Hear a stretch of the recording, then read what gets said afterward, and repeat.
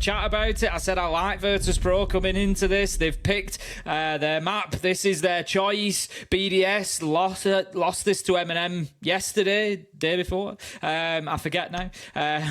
Week goes so quick, it was yesterday. You know, they lost this 7-4. They didn't look great on there. You've said yourself, it came down to Shaiko, you know, doing Shaiko things. And if that doesn't happen here, I'm a little bit concerned about exactly what BDS will bring to the table. It is a good thing for them that they've started on defense. I will give them that as a point in their credit. They really struggled on the attack. They failed to win a single attack against M&M. But it puts added pressure on that defense. For me, a 4-2 is an absolute minimum for BDS here, whilst VirtusPro are on the attack. 3-3 is not going to cut it, because VirtusPro, I think, are going to take them apart when they get on the defense. So we will see how it plays out. Pretty standard bans: Maverick, Ying, Azami, Kaid. My only real comments on yesterday as well, I know that BDS couldn't get an attacking round to save their lives, but when you've only really got one player showing up, there's too much to do on like a basement hit, for example, or even like a gym bedroom hit for one player to be able to drag you through. So I'm not too surprised they didn't walk away with anything, whereas on defense, it can be a little bit easier. Sit and hold an angle, let a team lose themselves, whatever it might be. So for me, at least, this could be a very different story today. You did touch on those bans a second ago. The Maverick one coming out was an interesting one. We saw this used in the series actually yesterday a few times, just to help get walls open that little bit quicker, not just on Club, but also through towards Sky as well. So I think it being taken away will just mean things like this East breach that normally are guaranteed to be open if Maverick is taken away. Means they may be able to stay closed a little bit longer with players like Leakafat picking up the Bandit, looking to trick them out, and that's why VP are still going to likely show that respect and look towards Thatcher sometimes throughout this game. Here, they're actually not going to pick it, they're going to swap away for it. That could yet come back to bite them, Tim. Gym and bedroom is going to be the first defensive site then for BDS. Lower garage being reinforced would suggest there's going to be a presence out there. It's Alems on small steps at the minute. May well move himself up to catwalk and try to hold on from there as well, but certainly getting aggressive. Nitro comes out. Don't get carried away. It's a Gemini look away for half a second, look back, and I'm like, no. Gemini clone will get taken out by the Nitro, but no further damage is done. Whew, okay. Momentary excitement subdued. Onwards we press. Alems looking to aggress towards Gary. 3 players all squaring up around here as well and looking to get involved, really give him a run for his money. Starting their way on this East breach as well. Tricked away. Reminder, by the way, that we aren't actually defending this site. This is just a lot of time wasting coming out from BDS, trying to take away as much utility as possible. And to some sense, they're just going to abandon it here and say, look, if they want to hold onto this wall, they can do just that. Whatever. Now might finally work their way through. Nope, because there's a jammer on the wall as well. This is a real headache to get through without that Maverick. It's a real good combination. If you're trying to bandit trick at home in your ranked games, get a mute alongside with your team, because of course you get that warning quite often that something's being placed, because it gets jammed out to begin with unless they place it off to one corner. So it can work really well. As you say, BDS did get the opener onto Always, but Joystick is able to take out Alems, and that's going to give them access into Garage, which is going to change the defense now. They're going to have to start dipping back into cash, into construction, but look at the clock. 1 minute 20 remaining is where we're headed, and that's a lot of time wasted by VirtusPro so far in this attack. It is, and for the fact that they've gone for a 1-for-1 and they found Always initially to begin with is a real good going for them, you know, to have wasted this much time. Whether it's the tricking out towards that east side, whether it's falling back at the right sort of time as well. Sure, Leakafat narrowly got away with his life as well. You could hear or just see the hair being shot out from the left side as his head there as the shot narrowly just rung past him. But VP, still with a bit of time to play with here, have got the ability now to control that south balcony because they control Cash and CC out towards the east. But there's still a little bit of setup work to do here. Joystick, for example, on the Iana, a couple of nades in back pocket, another Rotero to go. There's still things to work their way through here, and I do think it might come down to a big pinch. Speaking of, Shaiko that somehow snakes his way in and gets knifed out by Joystick on the entry exit. Absolutely beautiful. 3 for 3 then between the two with only 30 seconds to play. Looking a bit ropey for VP. Yeah, it is. You've got to like BDS for this defense at the minute. The nades are going to start raining in, though, going towards bathroom. Not going to do any damage there. Joystick needs to take that Guman out, already being on low health. Bride underneath could have a big impact with the Nitro here. Picks his spot and gets it right. Shepard will be down. Diffuser picked up, but nope. Too little, too late. Leakerfax there for a two-piece, and that's going to be the round. BDS pick up their first defense. Fantastic time management as well. It was the sort of stuff they were slowly bleeding VP out with at the start of Cafe, but the crucial word in there, or the crucial phrase, was start of. At the start of Cafe, they were absolutely running VirtusPro right. They couldn't really do anything to control the game, but after a few rounds, we did see VP start to warm into things. So I do think you might find for 1 or 2 rounds here, BDS will keep on tripping VirtusPro up, but they'll find their groove, and that's when things really will start to get difficult for the French side. Yeah, potentially. As I said, BDS, they need a good defensive half, so picking that one up is a great start. If they can get Church and Arsenal locked down as well, it should go even better for them. I'd expect to see a bit of a roam here, given that Valkyrie is available and Shaiko is playing Valkyrie. So usually, quite often, we will see BDS turtle up when they come down to Church and Arsenal and just stay pretty much on site. They did try to get themselves out into the map yesterday. They did have some success with it, to be fair. So it looks like they're going to be doubling down on that method and trying to waste some more time for VirtusPro. And to be honest, after the way the first round went, I think it's a smart call, because VirtusPro really struggled and seemed to get very much locked in. They decided that they wanted lower garage and they weren't going to stop until they got it. And even though that meant burning a minute and 40 to do so. Here we go. Now, we saw a little clip of this not too long ago. Just how VP managed to dispatch the player playing inside a catwalk. The difference here being they're not attacking in towards Cash and CC, so haven't come with a lineup really equipped to deal with it. Equally, BDS don't have as much utility stacked up around Alems, who is playing just inside of, or on catwalk, sorry, inside a garage. So they'll be in a spot there where maybe he has to get out of dodge and not stick around too long, because one nade coming his way could really be a round ender for them. Joystick, unfortunately, with the disconnect. I think we'll have to play the round out, as we are already quite a way into this one, but he'll rejoin us for round 3. Yeah, as you say, I think really the best way to deal with a player on catwalk is just to put them under a little bit of pressure. You know, come in, don't go in through garage door. You're asking for trouble. Get yourself into logistics, maybe. Start working across top floor. Just let them know that you're there. And the reality is, without that sort of protection from utility, it's probably going to drop away and not overstay their welcome. But with a player light, it's going to make it a little bit more difficult to do that. Drones are going in.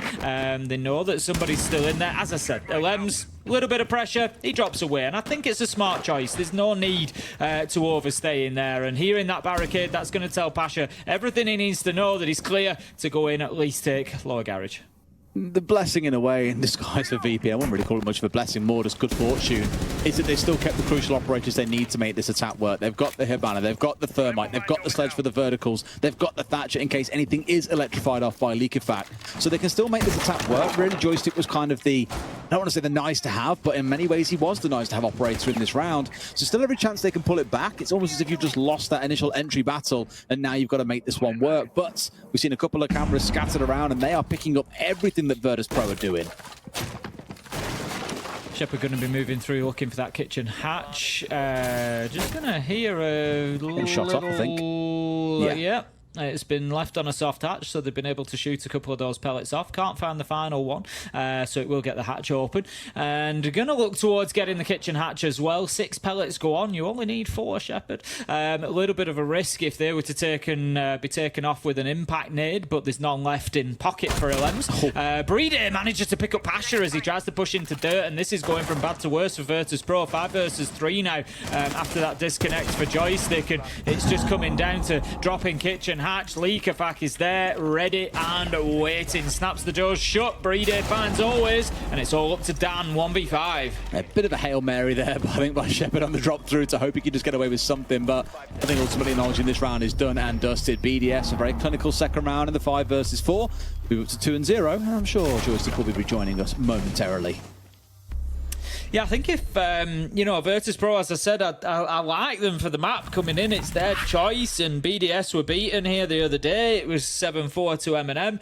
BDS, we expect to do better on defense than attack, but VirtusPro can't let them get too far ahead. They can't let them run away with things here. A 5-1, a 6-0 would certainly not be part of the plan. I think, a 4-2 is acceptable, 3-3 even better, but BDS looking very good, looking better than they did against M&M, I must say, the other day. They're not reliant on Sharko just going and killing everything. They're looking much, much better in terms of playing as a team, controlling the map, particularly. So looking good for BDS. It is. A really nice start to the map that many will probably feel fearful for them stepping onto given yesterday's result. Again, for me, more of a blip on the radar than it was a consistent indicator of poor performance, for example. But to have that initial 2-0 start against VP, you are certainly not going to be complaining. Now, you can indeed see the joystick is still present and at his computer, so it's more a case of loading back into things and getting us back underway. Should be there in a minute or two. Yeah, don't think it'll take too long. No. Just going to be under supervision of coach by the looks of things. Just make sure that everything is going smoothly. BDS, I don't know that this necessarily helps BDS. It just, they haven't been playing with aggression, so it's not really about, I'd sometimes discuss taking your foot off the gas a little bit and being slowed down. I don't think that really hurts them too much because they've not come in here with too much aggression. They've actually just, as I said, been controlling the map really well, particularly. They've not been peeking out of windows. They've not been getting up in the faces of VirtusPro. They've just made it they've just given them very difficult problems to solve, essentially. And VirtusPro haven't been quick enough about doing so. So I think, it doesn't really hurt BDS too much. They'll be, happy, just, take it in the stride, couple of minutes chill, and then back into the game. Absolutely. Really interesting to think that we're really reaching the tail end of things as well in terms of the competition. It's really weird how in really the last two play days or so, we've really started having conversations about SI. And I know we've gone through the stakes an awful lot tonight already, but just that reminder, there's only a 20-point difference between first and second. But for BDS, who didn't make it back in stage one, it means everything. But very suddenly, this conversation about SI is starting to come to life. And I know we haven't even had the Atlanta Major yet, but it's more that constant thinking about, okay, well, what comes next? Only the biggest tournament of the year is the thing we're all waiting on, Tim. Well, it's just a little thing, a little case of, a couple of games that need to be played.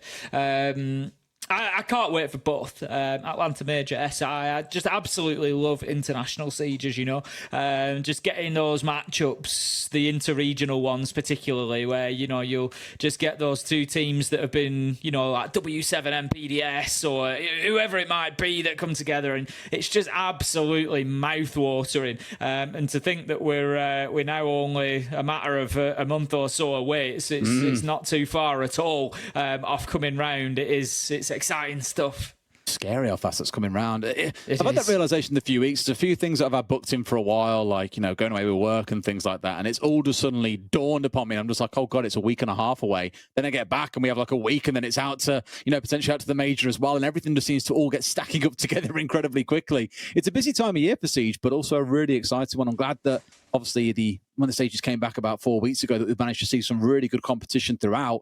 And yet again, we're potentially looking at BDS being the best team in EU, but VP, I think arguably steamrolling their way through and definitely crowning themselves number one yet again, given how stage one have gone. It's been the year of VP so much as far as EU is concerned. I'm just having a look at screens that are available to us here, and by that I mean you love looking at screens. I mean, what never we can play see. A LAN game with Tim because you know full well he's screen watching. He's screen watching through a screen. That's just how deep we're going here. I got brought up in the late 80s and early 90s, like where multiplayer was on one screen. I was just going to say there was a player missing from the lobby on, if you look at Joystick's camera, you can see, I think it's Dan's screen in the background behind him, and there was one of the character profiles that was missing, but that's actually just filled up now.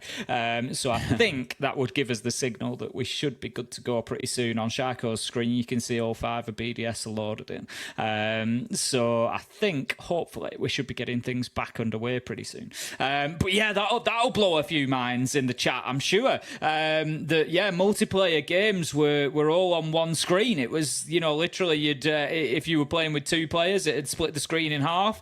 Sometimes you'd be playing with 4 and it'd split the screen into quarters, and these were not big TVs back in those days, let me tell you. These were not 50-inch TVs. These were, maybe sort of 26, 28-inch TVs split down to quarter screen to play, the newest shooter or whatever it was with your mates, and you were having arguments over who was looking at whose screen, and it was the stream sniping of the day essentially. Oh, wow. But you speak about all this stuff. The game, it really pulls you back to, and I'm allowed to talk about this. Screw you, Ubisoft. I'm allowed to talk about Halo. That used to be the court game of the day, because earlier today, about an hour ago, in case you haven't already seen it, Sledge has got a Master Chief skin. I saw it and I was like, you know what? I grew up playing Halo. I love the hell out of that game, and I saw it and I was like, that's an insta-buy. I don't normally buy skins, but that one is getting bought because that is just it. Oh my God, I'm so excited. It is very, very... honestly, it's funny that you say that. Just as we were in the downtime there, I saw the tweet that has got the video of it. Such a good little trailer as well. Sledge jumping out of the... But yeah, if you've not seen it, definitely worth a look. Go check it out. Rainbow Six game. It was posted 56 minutes ago. You've got to see the video if you haven't already, especially if you played Halo. If you're too young for Halo, excitement around that one. You've missed out. It's still a cool video. It's going to be a lot of excitement around that one, but yeah, that's those were the days that I was forged in, and this is why I'm so chill playing ranked. There's nothing going to forged him. Exactly, there's nothing going to there's nothing going to phase me in ranked. I've got a screen to myself. That's I'm already one up. I've not got some mate who's watching over my shoulder to see where I am. It was tough times, let me tell you. Who are?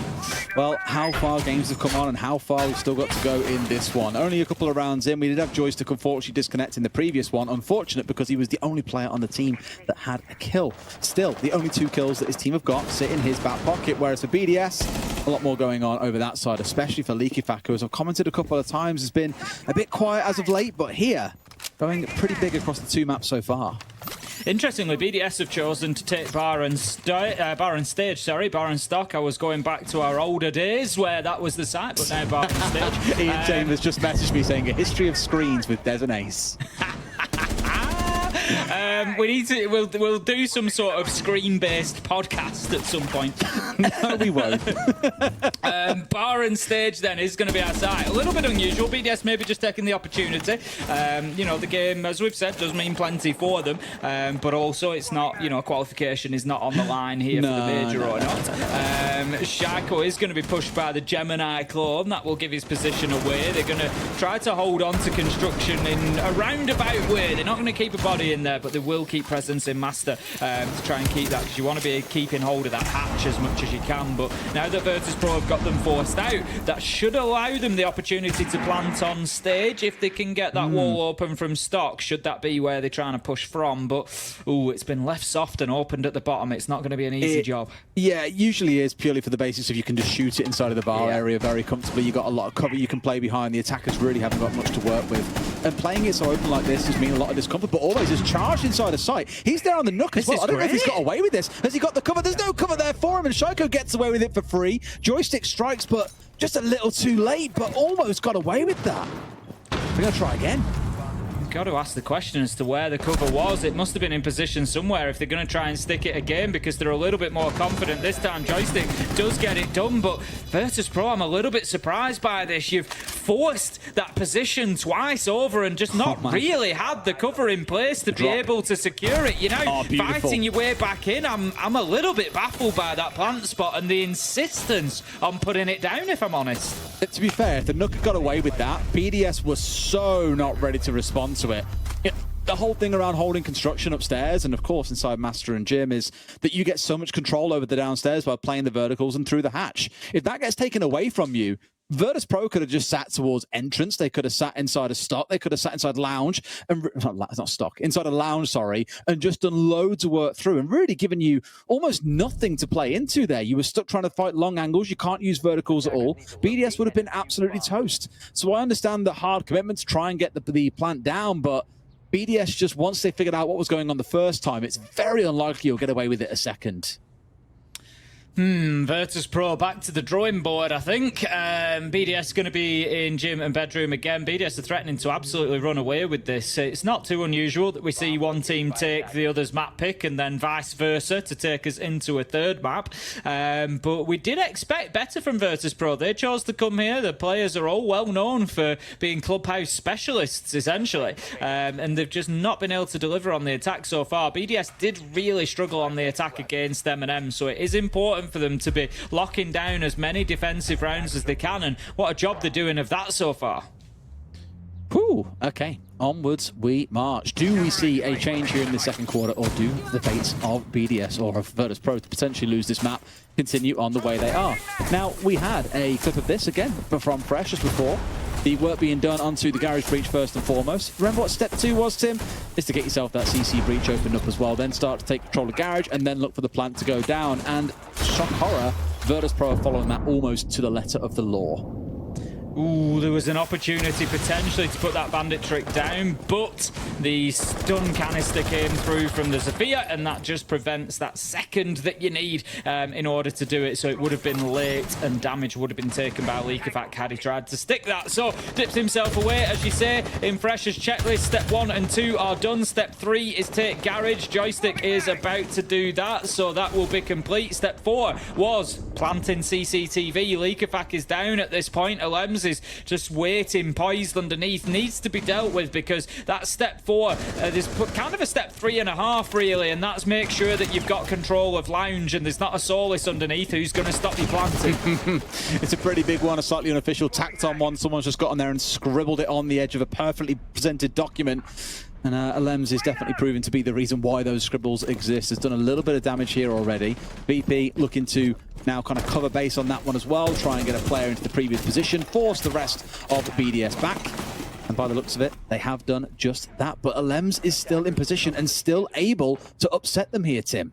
Which, Jim, I thought we were on a CCTV cache site with how much presence there was from BDS over there. They've foxed me as much as anybody else.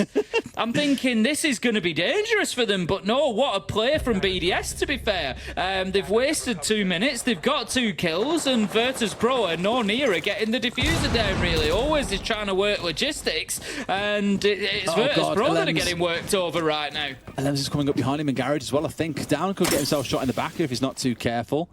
I thought he was working his way upstairs, but has opted instead for Harry Potter, as we call it, because it is under the stairs.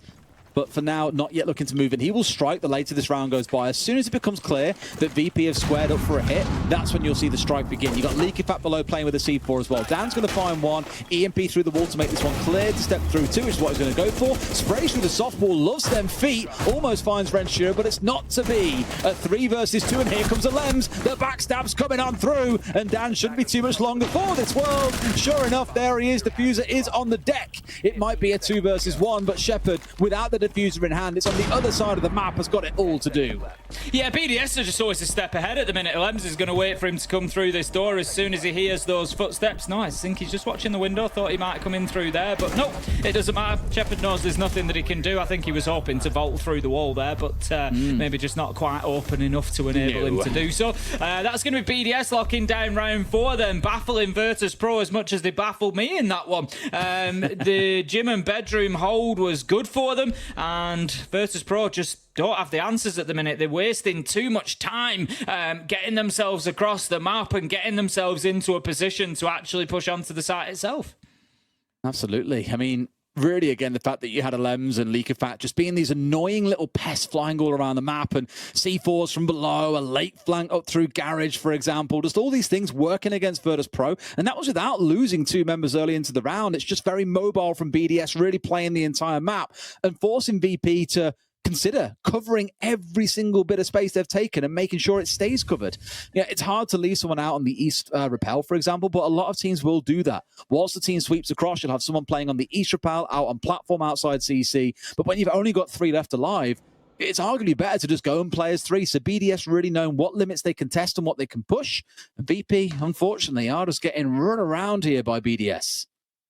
Could be over in rapid fashion if it continues like this. You know, we're not a million miles away from a 6-0 BDS half. We saw them defend Church and Arsenal in round 2. It was convincing. They've then, you know, took another couple of rounds since then, and VirtusPro are just really struggling to wake up or get any sort of toehold inside of this game. You know, and a 6-0 half is going to make things at least a little bit more comfortable for BDS when they get onto the attack. And it's interesting, really, because, you know, Shaiko has been a lot quieter today. And as I said, they heavily relied on those Shaiko kills against M&M. Otherwise, it would likely have been over even quicker than it was. But interestingly, you know, you don't have the Shaiko dominance today. But what you do have is a much better team performance. And look how much better it is at delivering results. It's like I said for yesterday, they didn't win a single attacking round, but it's hard when it's only one man really putting up the numbers for your team. I would take a balanced team performance over a one-man army any day of the week, although one-man army are incredible, one-man armies. A lot of changes there in terms of the plural side of certain words I was using, but they are very thrilling to watch, but maybe not the most productive in terms of team results. So I am glad that we're seeing this balance. And equally looking at VP, Joystick had a couple of rounds, a couple of kills after 2 rounds. We've seen one more picked up since then, and the rest of his team have cobbled together 4. But 4 rounds in to only be on 7 kills is really not the kind of showing that you want on your own map pick. No, it's absolutely not. Dan's just going to be looking for those verticals, having got into the top floor. It's going to be a top floor clearance all the way down towards the site from VirtusPro. They tried this last time. They lost a little bit of time and a bit of manpower as they swept across the top. It looks like there is one ahead here. There's a little bit of support down at the bottom of red stairs as well. Just catches his man going across, but he can back. No! He strafes and gets his man Dan taken down with a headshot, and that is advantage BDS once again. I mean, they'll be happy, right? They've got their opening kill, and both players that are out on the roam, again, looking in towards Leaky back and the Lems, straight back on towards the site. They're just very happy with digging in now. They've wasted half the round. They've got themselves an early kill. They've got rid, I presume, smokes that would have been in the back pocket of the Twitch. In fact, no, she didn't have them in back pocket. Instead, it was those Claymores, both now taken offline. So expect more hijinks to come if they realise which player they're taking out here. I don't think that'll be the end of BDS's shenanigans in this round. No, I don't think so. The thing is, now they've got the man advantage, they've got that extra body. So they can, you know, when you get down towards those final 30 seconds, that's when you can think, shall we try a little flank up main stairs towards kitchen? Shall we? You know, you can just take that risk with one of your players. The work is going to continue for VirtusPro as they get those floorboards opened up above them just to try and get any sort of vertical angles they can. We're going to play the game of cat and mouse, of take Hibana pellets off the hatch. They'll get reapplied. They'll get taken off. We've got 4 more impact nades that will be able to do that. Essentially, you're wasting time more than anything. They know that they're going to get this open eventually. I'm just having a look how many pellets are left. Time is 8 left. Actually, this is not a guarantee if this keeps happening. No, they've missed those one. And it's no surprise to see Shepard going 2 at a time here. He needs to go 2 by 2 because otherwise they could burn through the whole lot.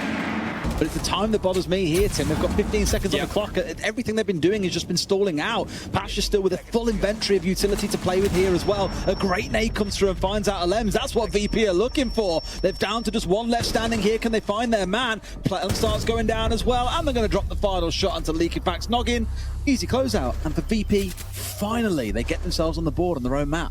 So important for VirtusPro to get that round. They need to chain it together with a second. 5-1 half is not good enough, and the way that BDS are playing on this map today, I think they probably go on and take that in the second half if they can get this round 6 here and now. VirtusPro definitely need to be a little bit quicker. It's going to be Church and Arsenal again. You know, they can't be in that last 25-30 seconds still trying to open kitchen hatch. They had the time. They had a minute 30 once everybody from BDS had dropped back down to site, and effectively they just took too long about those next steps, about getting those hatches, about opening that flooring up. Get opening the kitchen floor up, prevent them from playing those impact tricks, make it dangerous for BDS to stand underneath that hatch. Alrighty, let's see what happens in this round then. If VP can at least salvage something else out of this first half. Be down 5-1 is going to sting, but if they do get to that 4-2, I just look back at yesterday's result. This was exactly how things played out for BDS. They had 4 defensive rounds and then got nothing in the second half on the attack. And although it's a very different team that we're seeing today, that no doubt is lingering in the back of the minds of a few people, not least the players. I'm sure 1 or 2 of them probably thinking, yeah, yesterday the attacks didn't go well, but, fresh minds today, fresh fingers apparently in terms of the kills they're finding.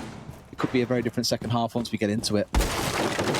Certainly could be. We're going to have a little bit more remodeling. Ilem's interestingly just playing aggressive up in stock here on the mirror. He's opened the hatch so he can drop back down, but it does do a little bit of the attacker's job for them, especially if nothing is gained from that. If VirtusPro are able to go in and get the kill onto Ilem's, for example, it could be a big loss for BDS. So it is a little bit of a roll of the dice, but think about it on the reverse. You don't expect to have somebody stood in stock on top of that hatch, and it could well be a freebie for Ilem's if VirtusPro aren't careful. Yeah, big if, though, and that really is on them to be a bit more composed here as well and figure this one out. For the large part, BDS are dropping themselves away. Straight back down towards site. No entry kill this time around, but Alem's still lurking. As you said, he could get sniffed out here or could potentially catch VirtusPro blindsided. As it stands, they are doing their due diligence, though, and making sure pretty much everything is droned out. Now they're going to see Alem's, and he can drop the hatch, take a drone, say thank you very much, and back on towards site they go. That's much better from VirtusPro. We're at the 1:45 mark. They've forced everybody back, and they can start looking to clear out these hatches and clear out utility now. This is the big question mark for me. Last time, it took them too long. You got to move quicker, VirtusPro. Have that confidence. Say, yes, we've got control of the map. We're going to get in there with the sledge. We're going to get in there with the Hibana. We're going to get in there with the Heartbreach chargers. We're going to open up everything we need. And it looks like they're doing that a little bit quicker this time, which is definitely what they needed. Yeah, time has worked against them a couple of times, so the pace is welcomed. Everything's gone right for them so far. They've, shepherded them slowly back on towards site. They've kept all 5 alive. They've got the openings they need upon the vertical. They've got enough gadgetry to play with here. Still doing a bit of work, it looks like, to get full control of kitchen. Take a start thinking about getting this hatch opened up, which will be done very, very shortly. BDS with a C4 in hand. He's wanted to try and be a bit cheeky on this one, I think. Was maybe hoping to find someone, but I think instead lost his C4. Yeah, I'm not really sure what happened with the throw there. It looked like it was going very much at the hatch, which is kind of fine. I think he was trying to time it so as the hatch detonated, C4 just appears up through it, and if you're near the pans, for example, you're going to get it in the face. But I think the timing was just a little bit off, and it was taken out by the hatch. Shaco will take out joystick, though. Advantage BDS once again. The angle may be a bit shallow for the C4 as well for it to really achieve too much. Maybe he was just going for a cheeky one to catch the ceiling and just catch someone out there as well. In comes the gadgetry, trying to force someone back in towards oil, and it's the right sort of idea because that's exactly where they are. Always has worked his way down and through here as well. So on the march they begin, trying to find the player inside of dirt, but BDS is long gone. And there it is. Shaiko springs out from oil and finds his man. Probably wondering how the hell did he get there? But he's done the work. 2 versus 2 here as BDS on the deck, and BDS, they do just about snatch that round out there at the very, very end, but it's more than enough to secure a 5-1. It is not looking good for VP. Not at all. Great start for BDS. Great first half. We knew that BDS were a good clubhouse team. It wasn't too long ago that we were excited at the prospect of them playing W7M on there. We wanted to see, who was the best when it came to clubhouse. But in recent performances, particularly yesterday, BDS have not looked like that team on Clubhouse, but certainly waking up today on the defence at least. This is going to be the big question mark, though. Can they get it done on the attack? They went 5 attacking rounds without a win yesterday. So, it is not a million miles outside of the realms of possibility for VirtusPro to bring this one back and stretch them again. It was 5-2 on Cafe. VirtusPro brought it back, won it in overtime. This is not over yet. I really half expected you to bring out a classic football fan saying there, but can they do it on a Wednesday night in Stoke? but it didn't come. He said, can we do it in a much more siege sense? Rainy Wednesday in Stoke. Absolutely. The true definition of misery. The true test. That's where your mental fortitude is really put to the limits, isn't it? Let's be honest. Anyone from the UK would know exactly what we're talking about. The rest of you, you're just like, what the hell are these two yapping on about? Onwards we march then. Let's see how this attacking side goes. Already like stacked up here and ready. On the vertical, it's Joystick sat in above Kitchen, and we've seen this one a million times before. Really looking to waste time here, able to shoot out the hard breach gadgets as they get dropped on towards the hatch. The BDS, that's not currently part of their concern, mind you. They're starting out on this top floor sweep across, so Joystick, rather than shooting downwards, may instead find himself shooting more laterally once this attack starts sweeping through this top floor. Yeah, it burns an awful lot of ammo as well shooting out that floor. The floor in logistics is not easily destroyed. Joystick is going to take a drone out, but that will give away his location. He needs the Scarper quickly because this push is not messing about from BDS. They are moving quickly across the top floor inside of a minute, and pretty much VirtusPro being forced back down to the basement. Dan just going to relocate himself for a moment. I'm not sure exactly what he's looking for, but he knows as he goes launching himself out of the window, hoping to pick up the man on top of the roof, and VirtusPro, no, on defense. There's a message that needs to be sent. I mean, they're largely playing the same way that BDS would have, which is to contest the entire map and really look to slow down the attack inside.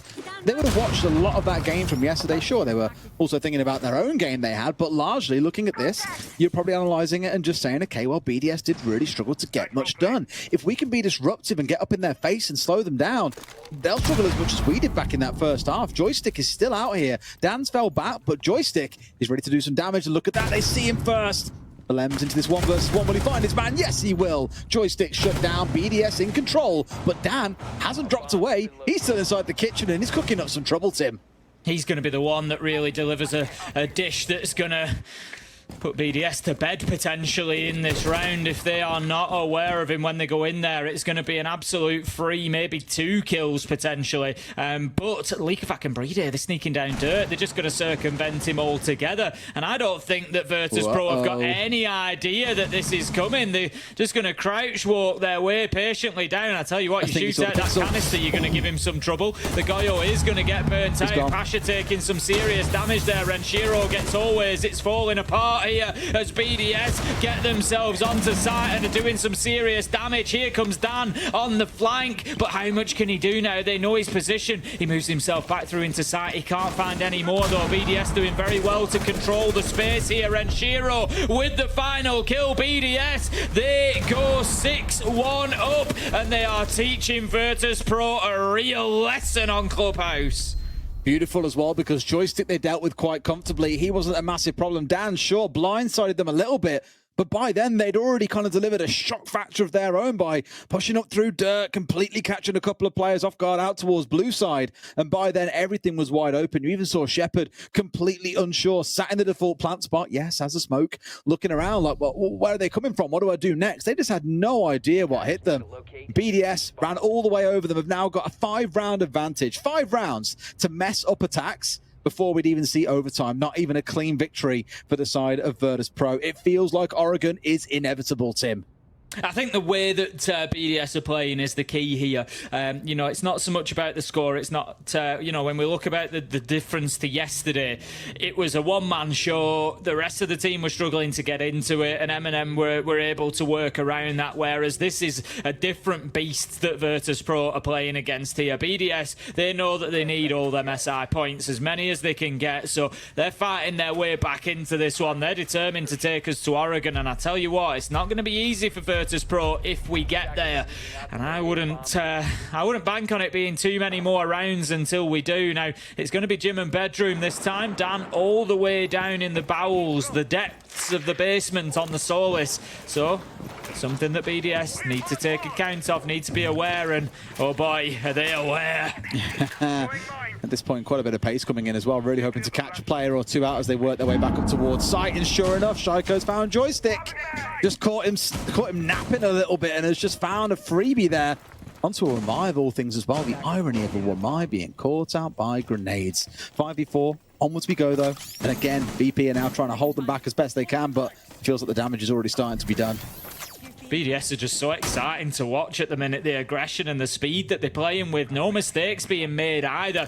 Leakerfax just got himself in position at the bottom of main stairs there. If he can creep his way up at any point, the barbed wire being the problem. But I think he's maybe just waiting. If he can get a bit of information that says there's nobody within listening distance, then maybe he gets an opportunity. But he's going to get himself a freebie here potentially, as the Soulless doesn't necessarily know. We've got a bit of a standoff here. I think Dan probably is aware, but Leakerfax, he doesn't need to aggress this for the time being. He's just letting his team work ahead of him. He hears the Soulless move away, and will they ever know how close they both came? Probably not. This happens so many times in Siege, where they're just a matter of pixels away from each other. They can almost smell one another, but still manage to just about get out of range. Leakerfax, one more down. It feels like you can hear those bells ringing here for that third map to start. Round 3 potentially about to evolve if they can just get a couple more kills. Pasha not quite quick enough on the trigger there to find his man who was playing out on that south balcony. And BDS starting to tighten that death grip on the side of VP as Shaiko walks in for a second. It's a 5v2, Tim. It's almost certainly over as the wall gets opened as well. Shepard moves on into bathroom, always picks up one, but Shaiko's nade will be a late trade from beyond the grave. Shepard onto Brede, 1 versus 4 becomes 1 versus 3. He keeps himself in the shower, but he's gonna need to really hold on here as the round ticks by. 44 seconds left to go. Very little health on his side as well, and they know that they can just start to hold angles here. BDS, think about where that diffuser is. It's not in hand at the minute, but they can just walk it into sight, keep him in that position, and get a plant down. I mean, they know where he is realistically, right? They can see him now. He's got rid of the drone as well, which means he's forced to move on. If he gets this kill, this could be huge, but Leakerfax is not going to let it happen. BDS over and done in 8 rounds, 7-1 on VP's map pick, completely destroying them and forcing us to go all the way to Oregon to see who is the best team in the European League.